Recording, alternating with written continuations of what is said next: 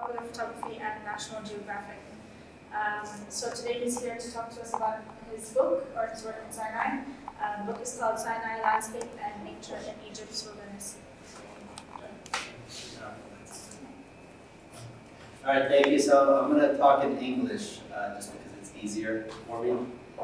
Sorry. So what I'm going to do is answer that, because I've given this talk several times about Sinai, and the first question I'm going to ask is why Egypt. I'm going to answer is why Egypt. And so my mom is Egyptian, and so I used to go to Egypt as a child every summer, and my parents, to entertain us, because I don't know if anyone's been to Egypt. Cairo doesn't have, Egypt, there's not really parks per se, or really public parks. So they used to take us to the monuments to play. And so as a child, I used to go to the monuments to catch, lizards, snakes, insects. I would go explore for bats, because I always liked wildlife. And then when I was older, I just, I liked, I wanted to spend more time in Egypt. And so when I was in college, I was fortunate, I met an Egyptian biologist, and he started taking me, I got to tag along, and he started taking me on all these trips with him, and I got to go on all these trips with him. And it was during that I got to explore, the country. And so I decided, well, the only way my parents are going to let me live, to spend a lot of time in the desert is I have to go to graduate school. So I went to graduate school, got a master's, really I said I had to go back. And so it was during this master's, and then I had to go back. I said, I want to spend more time in Sinai. So I went ahead and got a PhD. And it was during that time I got to explore the country and catch, I used to keep lizards and snakes at home. And so many of the lizards and snakes I used to keep at home, I could go out and catch and find them in the wild. And so I ended up staying there, living a year and a half, and that was in 2000. And then ever since then, I've been going back at least once or twice a year. And then I also enjoy going, spending time in the outdoors. So a lot of my trips originally started off by doing, several day backpacking trips. We would get a camel and we'd go in the mountains, either do survey work or to actually just for fun. I would just go out and go backpacking and camping. So a lot of times we would just go in these areas and camp. And for me, that was part of the adventure, and I enjoyed it. And then it became even longer trips. On my last trip to Sinai, we did a 160-kilometer backpacking trip. We had a couple camels, and we hiked through the mountains. And and for me that was great. I mean, there was nothing. I mean, those were like the best days of my life. And then, so the question is why Sinai? So I actually went to Sinai. First time I went to Sinai, I think I was like 15. I don't know if anyone's been to Sharm el-Sheikh. But Sharm el-Sheikh, first time I went, there was only 4 hotels, and they were running on generators. And so Sinai used to be so wild. But then, and then once you leave the Red Sea coast and you go in the mountains, it still is. So, I mean, it's so hard. I mean, people always ask, why do you like the desert? I say it's so hard not to like the desert. I love the desert. It's so seductive. It's epic. It's grand. It can be terrifying in a storm.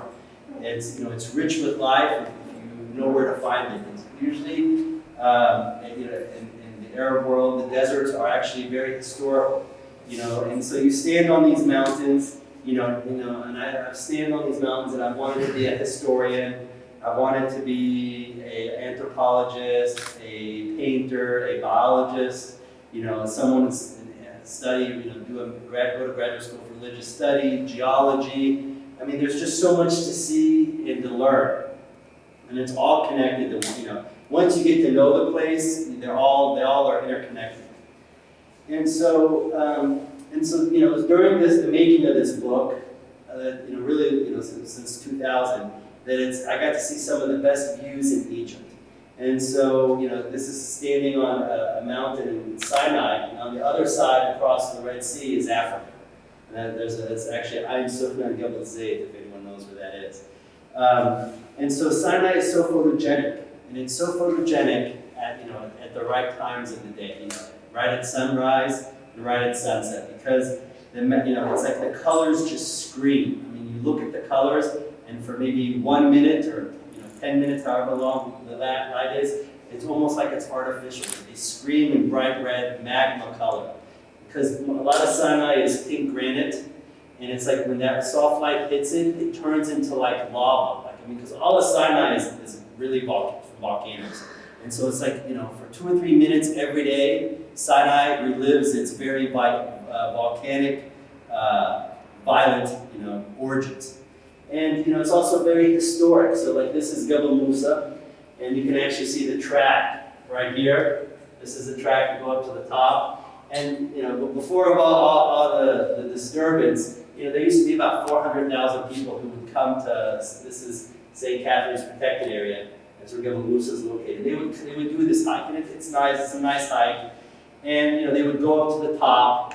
And at the top of Jebel Musa, there's a church, a mosque, and a few coffee shops.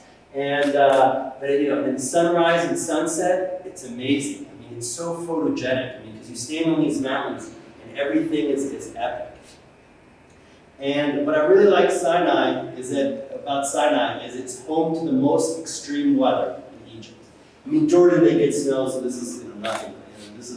This happens every year in the north. But in Egypt, it doesn't. Only in Sinai. And usually because these mountains are so remote, people don't even know it's snowing. And so this is St. Catherine's Monastery. And when I was living in Sinai, I had a friend from college who was living in Europe. He was sick of the cold, and he said, "I'm going to meet you in Egypt. Take me to Sinai." So I said, "Well, I'm going to be in the mountains, so you can come with me."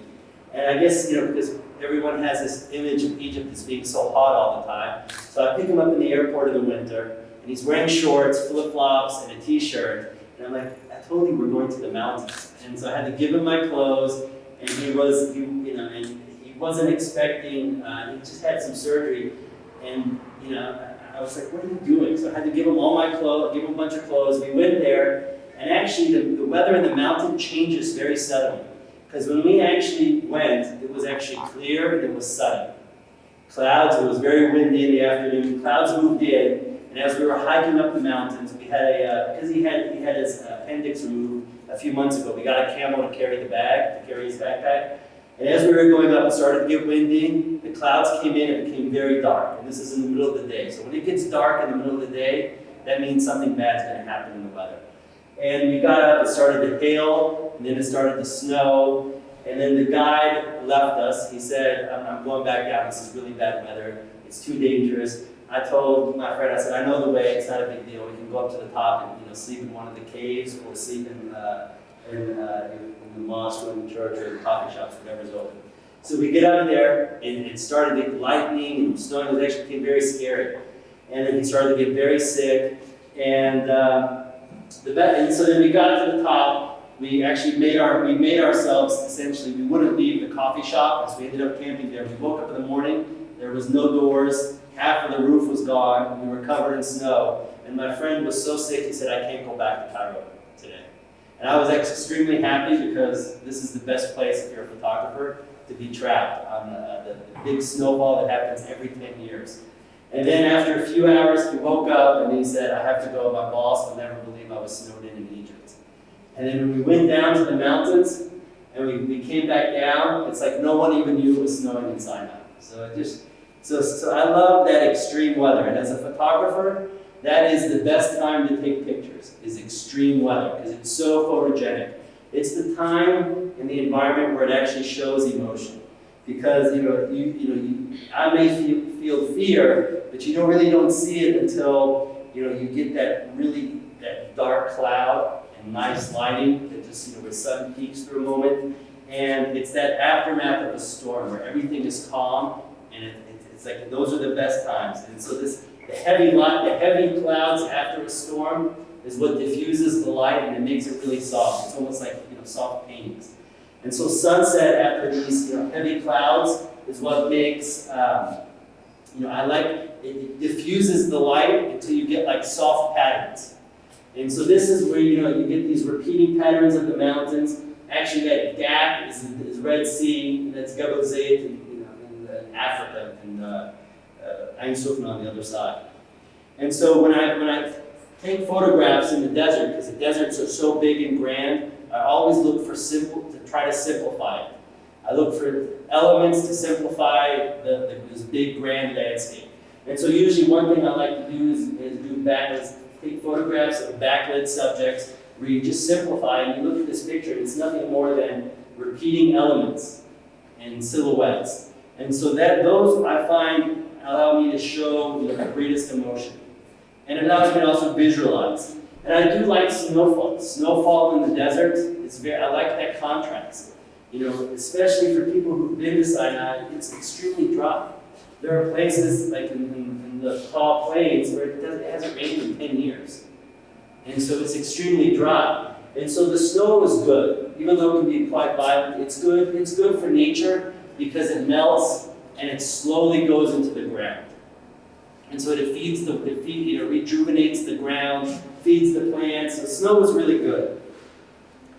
Flash flood, when it rains, those are usually violent. When you get flash floods, they're usually violent.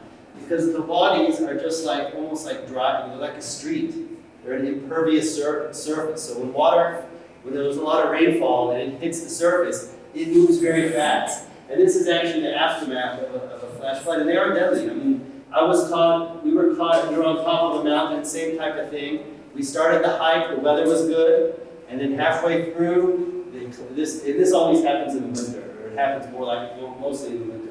The clouds changed, it got very dark, a lot of clouds came in, and it started the thunderstorm, and then we were the tallest things because it was lightning, and then the wadi started to fill up, and it had all these flash floods. And actually, we saw in this wadi, we were waiting for the water, we had to wait a couple hours for the water to decrease a little bit. And we saw a few dead donkeys that were obviously just, they had been swept away. The animals get swept away. I mean, the boulders are moving like cereal puffs. I mean, they can be quite violent. And this is how Sinai has been shaped for millions of years. And it's also the best time to take pictures, as long as you can avoid the dangers. And so you can see the power, from a geologist standpoint, you can see how these flash floods have shaped Sinai. They have carved these wadis. So it's during these flash floods, they're magical because the wadis almost relive their primordial origins of being rivers.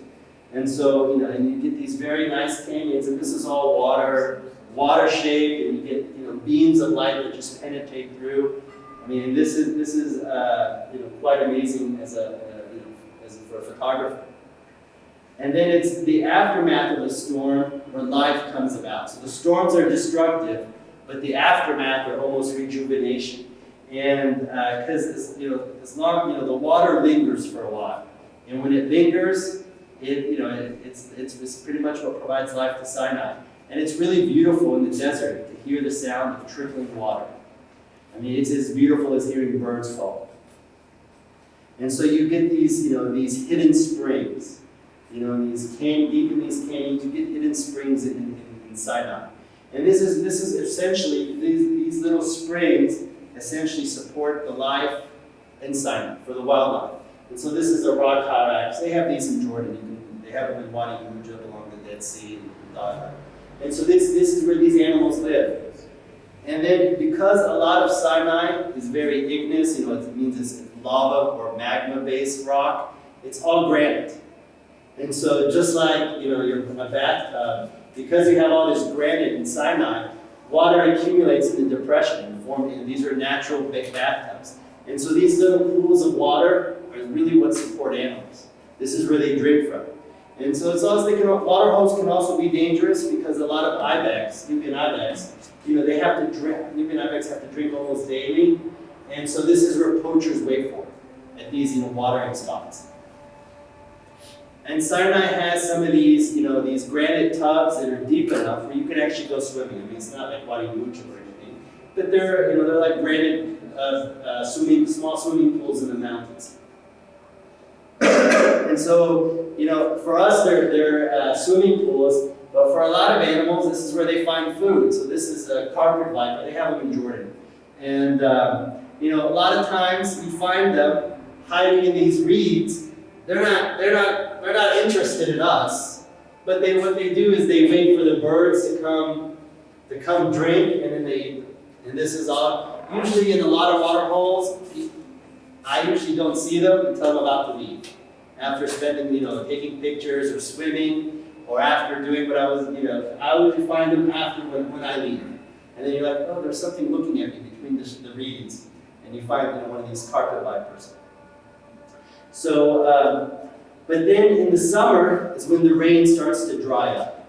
And, that big rainfall is enough rainfall to essentially feed the plants for a few years. Because it may not rain again, they may not have this flood it may not rain again for a few months if it's a hot year of rainfall, or it may not rain for 10 years.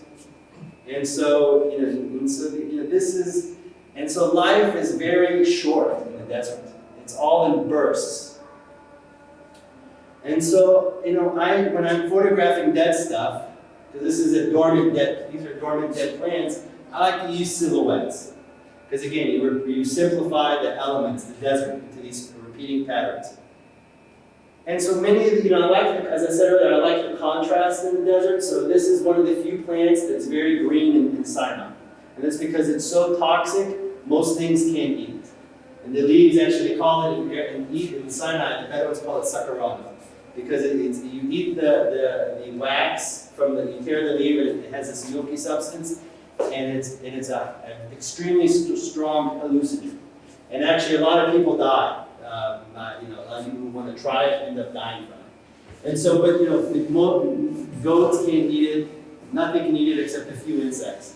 And so, this, as a photographer, this is one of the instances where I like to break the rules, because flare, that light that's coming in from the sun, is usually very distracting to take pictures. And on some of the cheaper lenses, they're more prone to flare, but because they have these long distracting lines moving otherwise in another photograph. But I like to use them in this, in this type of photograph, just to kind of emphasize the sun.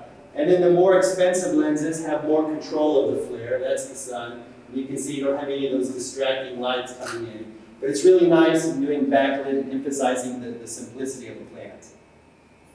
Now I really like silhouettes. And so this is an acacia tree at sunset overlooking the Red Sea. And it's at least, it's taking pictures in the desert, because when you go during the day, it's very washed out colors. And the best time the best times for me to take pictures are early morning, late afternoon, or if it's cloudy and you have a lot of diffuse light after a storm. And one thing that being in Sinai has taught me, and being outside in nature has taught me, is you have to seize the opportunity, because nature changes. So this is an area called Wadi Faran, and all these date trees are dead. Most of them are dead because people have overused the groundwater. So this whole grove is pretty much dead now. And so this is something, a picture I took in 2000, and last time I went maybe 4 years ago, it didn't look anything like this. So when the environment changes. And so you have to take advantage of the opportunities. This photograph was just one night at our campsite. And it's so far away and remote that I'll probably never visit in my life again. And when taking photographs of wildlife, in the deserts, in Egypt or in Jordan or anywhere else in these deserts, I actually I'm more interested in photographing a gecko than I would be like a lion. Somewhere like in a safari in Africa. And I like to photograph animals using wide-angle lenses and getting really close to show like their habitat, where they live. So I like to frame the gecko in the mountains instead of just closing in on the gecko. And a lot of wildlife photography, you just need to be there. You just need to be lucky. And luck in photography is, photographing wildlife in the desert is really just the amount of time you spend in the desert. The more time you spend in the desert, the luckier you're going to be. The more opportunities you're going to see. And this is a spiny mouse. They have them in Jordan also. And this is just, you're just lucky. You're hiking, you hear some noises in the shrub. You look, there's this Kipara shrub, and you can see the spiny mouse eating. And the same thing, these birds are usually very difficult to photograph. But, I was fortunate. I just happened, spending so much time in the desert, I got to see a long-eared owl and actually take its photograph. So all the pictures you saw were in the southern Sinai, which is all very mountainous. But northern Sinai is very different. It's all sand dunes. And so, it's got, and that's also very photogenic. But don't let the glowing, photogenic, repeating sand dunes fool you, because the nice thing about, the tough thing about South Sinai is after a trip in the mountains for 10 days, you feel like you've aged a year, because your knees hurt you so bad, your back, you're carrying a backpack. North Sinai, it's so soft. It's all sand dunes. I mean, you can walk, I usually spend most of my time in North Sinai just wearing flip-flops. And it's so supple. But it's actually a very tough environment. Sand dune environments are very tough. They take a lot of adaptations. Because one, there's very little vegetation. And two, you've tried to run on sand. It's very difficult. And so, to survive in the desert, you need a lot of adaptations. And the fennec fox, which is, I think, one of the world's smallest foxes, and maybe the smallest fox in the world, it only weighs 1 kilo. But they're like, one of the most successful mammals in the desert because they have very hairy toe paws, so their feet don't sink in the sand. It's almost like large snowshoes in the snow. They have massive ears to help keep the brain cool. I mean, they have all these physiological adaptations. And again, this is another example of seizing the opportunity and just being lucky, being fortunate by spending a lot of time in the desert. We were having lunch. And usually where fennec fox dens are in the desert and sandy areas, they're usually hard, stable sand. So we like to eat there so sand doesn't get all of our food. But we've never had foxes come out. And this happened to be newborn foxes. They were about the size of my hand. And their mom, the mom or the parents were out hunting. And the foxes were still so young they didn't fear humans. So when we were eating and they smelled our food, they came out. And they got within a meter of us. I mean, even closer. I mean, they were so close. They're so cute. I almost wanted to grab them. And then they were hesitant, and then they ignored us, and they started wrestling and playing.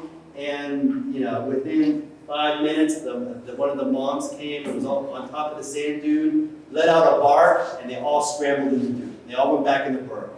They knew what it meant. And then after that, they never came out again. Not for us, at least. And so, it's the environmental contrast is what I like about the desert, because, you have these massive sand dunes, and this is rain. You get these septas that accumulate water after the winter rains. But they're also very short. You seize the opportunity. Like if you go to northern Jordan right now, there's all these flowers, and they're only going to be there for maybe 3 weeks to 6 weeks at maximum. And so you only have limited opportunity.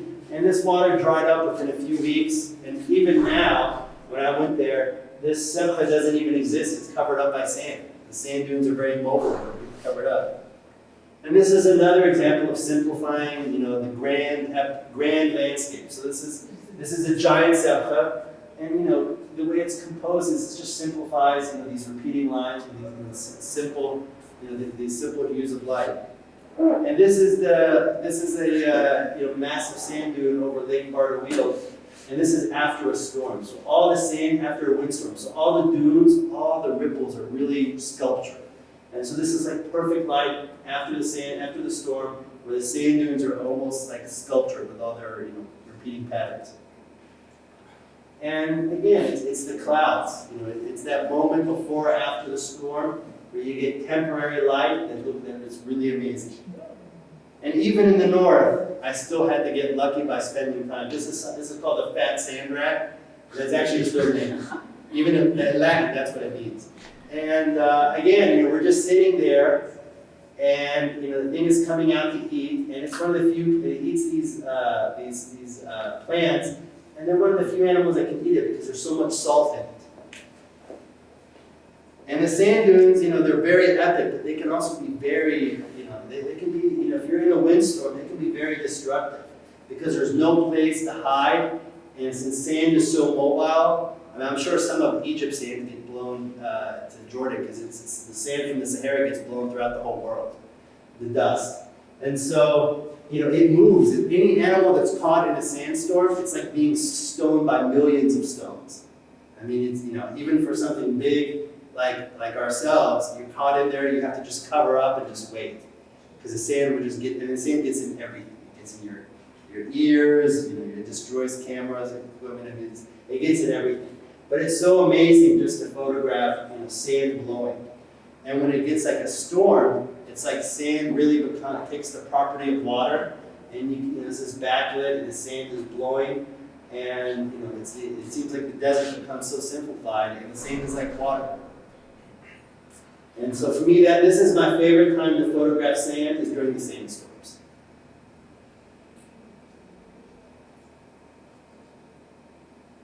And so this is a tough environment. And so to live in this environment, you have to, as an animal, you have to be very well adapted. So I'll give you a few seconds to see if you can figure out what animal is well adapted to this environment.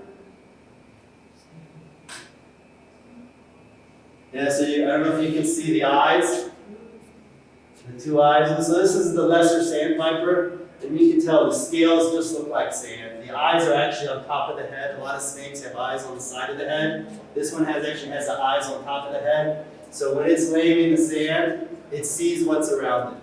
And the good thing about these type of snakes is, it's a viper, so it's venomous, but it's not really dangerous. But the good thing about photographing is they don't want to be detected. So you can get really close to them, and they don't move. So I was probably maybe 10 centimeters from the snake. And I was taking pictures, and it doesn't want to be detected because I'm a lot bigger than it. And bigger animals can kill a smaller animal. But what they do is they flick their tongue. They have a black tongue, and they hide underneath a shrub. And any bird or lizard sees something squiggling on the ground that's black, and it looks like it's struggling because it's staying in the same place and it's wiggling, and they run to it. And when they run to it, they meet the lesser sandpiper. And so, this is an animal that's well adapted. These spiders are also well adapted. They burrow in the sand. So if you live in really sand dune environments, you have to burrow because there's very little plants. And that's what they do. They burrow in the sand. They create their own burrows. And this is another animal, a country sand gecko. These are also found in Jordan.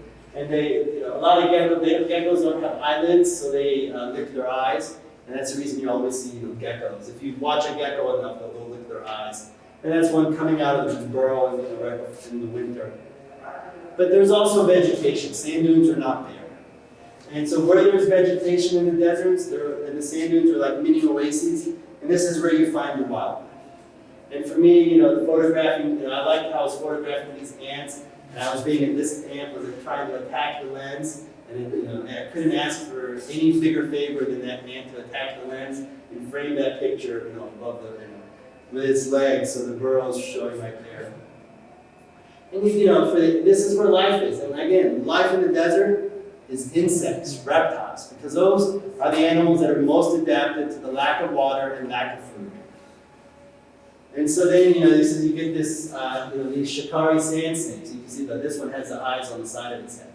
And, these just essentially they move from shrub to shrub, waiting for a bird to come in looking for shade or eating lizards. You get these endemic agamas that live there. The scorpions in the desert are always associated with vegetation or rocks because this is where they can hide. The chameleons, you don't associate, there's chameleons everywhere in Jordan, but mostly in the north, you don't associate them with the desert. And so you think, how does something that's so green and its feet are adapted to trees survive in the desert? And what they do is, they are bright green when they're in the desert. And so when you see them from a distance, it looks like a flower, like a plant, like a blade of grass. And they walk so slow, they lift up one of their legs, and they almost like stutter. And so it's such a slow motion that when you look at it from a distance, you just think it's a grass. And a lot of times, I've almost stepped on them, and then I didn't realize it's a lizard until it broke this stutter step, and I saw it try to actually run. Because I almost stepped on it. But that's how they move. You look at it from a distance, and it's just a piece of grass. And that's how they move from shrub to shrub in the desert. And then the last photographs before I finish my talk is there's also one of the world's most endangered herbivores in Sinai. It's the Egyptian tortoise. It's also one of the smallest tortoises in the world. There's only maybe less than 100 in all of Egypt. And they're not really well adapted. What they do is they change their behavior. So they mostly they get most of their calories and nutrition in the spring. And after the rain, you get all the wildflowers, and that's where they get their nutrition that lasts for the whole year. They do breed. There's a lot of they do produce offspring. You get these young. This is actually a picture of an animal in captivity, because I work with people in Egypt who captive breed them, and so this one is a captive animal that's breaking a captive born Egyptian tortoise that's breaking out of its shell. But so we do see them in the wild. This is a wild one, but most of them die. And you're talking about a tortoise that's the size of a coffee mug, and the young are the size of like maybe your thumbnail when they're born. So every animal can eat them. And so a lot of them, they get the birds pick off their heads or pick off their legs, and they don't make it. And that's actually normal. Most animals, the stage of their life with the highest risk of death or mortality is when they're young and they're very old. And so that's normal. So if they're producing a lot of young and they're experiencing a lot of mortality, then why are they endangered? And they're endangered because of humans. Because the animals are small, they're cute, and they're inexpensive, and that's the worst combination to have if you're an animal in the pet trade. Because everybody wants you, everybody can afford you, and they can keep you in a bucket or in an aquarium. And so that's the main reason that they're endangered, is historically in the pet trade.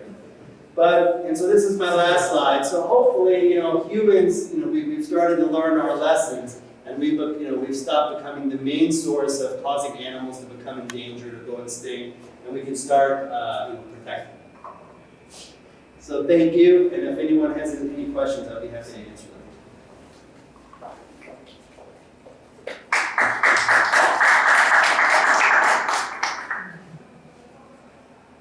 So I do have an example of, I have a sample copy if anyone wants to see the book, and I also have a few copies for sale if anyone's interested. So the books are 35 JDs, it's the actual cost that I got. So does anyone have any questions?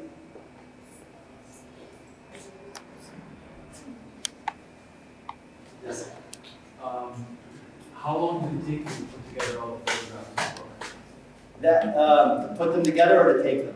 To take them. So what's the span of, so you mentioned you had a picture from 2000. Yeah, so it's been maybe 12 years. 12 years. And that is, when I first went to Sinai, I didn't really understand photography, so I was largely self-taught. And then I lived there for about a year. And then I started to go back every year, about once a year for about a month. And so it's 12 months. And then going through the editing and organizing the photographs, it takes a long time. That was probably the least enjoyable part. And that took a lot of time. That took a lot of hours. Do you have any other projects in mind? Would you go back to Sinai for another book, or is there another country or part of the world? I'm taking a lot of pictures in Jordan because I'm living here now for the next 2 years. And we'll see how it turns. Everyone always has projects, but to actually, produce something, we'll see. I'm taking pictures. I go out most weekends, so we'll see. And I do go back to Sinai, and so we'll see. Any other questions? All right. Well, thank you. And if you have any questions you want to ask individually, feel free to come up.